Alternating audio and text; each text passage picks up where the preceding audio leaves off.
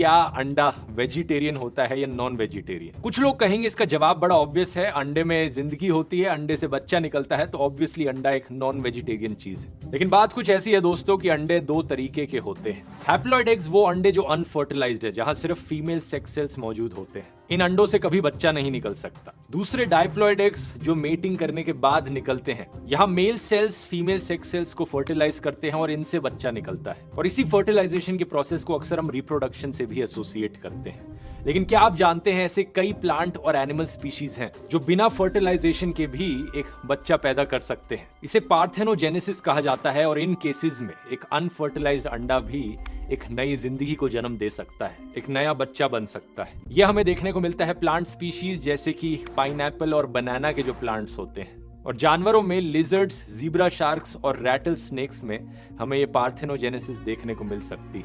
ये शब्द आता है पार्थेनोस प्लस जेनेसिस शब्दों से, जिसका मतलब होता है virgin plus creation. Virgin creation हो रही है, बिना स्पर्म के एक अनफर्टिलाइज्ड एग एम्ब्रियो में डेवलप हो रहा है। तो सवाल यहाँ पर ये उठता है कि क्या मुर्गियों में पार्थेनोजेनेसिस देखने को मिल सकती है? इसका सीधा सीधा जवाब है नहीं। एक अनफर्टिलाइज्ड मुर्गी का अंडा कभी भी बच्चे को जन्म नहीं दे सकता। और ज्यादातर अंडे जो हम खाते हैं दोस्तों, वो अनफर्टिलाइज्ड ही होते हैं। आप में से कुछ लोग सोचोगे यार, लेकिन कभी कभी जब मैंने अंडा खाया था उसमें खून का एक स्पॉट देखने को मिला था, इसका मतलब वो वाला फर्टिलाइज्ड होगा। उसमें भी चिंता करने की जरूरत नहीं है, क्योंकि ऐसा नहीं है। जब एक मुर्गी अंडा देती है तो उसकी ओवरीज के पास कुछ छोटी छोटी ब्लड वेसल्स कई बार फट जाती है, रप्चर हो जाती है, तो खून का एक दो ड्रॉप वहां से आता है। आप में से जो लोग रेगुलरली अंडे खाते हैं उन्होंने खून के निशान जरूर नोटिस किए होंगे। तो अब आपको फिक्र करने की जरूरत नहीं कि उन अंडों से कहीं बच्चा ना निकल जाए। हमारे सवाल की बात करें तो अब आप समझ गए होंगे, अंडा वेजिटेरियन भी हो सकता है और नॉन वेजिटेरियन भी हो सकता है। लेकिन ज्यादातर अंडे जो हम खाते हैं वो अनफर्टिलाइज्ड होते हैं, तो वो वेजिटेरियन है, क्योंकि इन अंडों में ना तो कोई मीट है, ना ही इनसे कोई लाइफ जन्म ले सकती है। इन अंडों को दूध से कंपेयर किया जा सकता है। महात्मा गांधी जी का भी यही कहना था, जो इंसान दूध पीता है उन्हें इन स्टेराइल अनफर्टिलाइज्ड अंडों से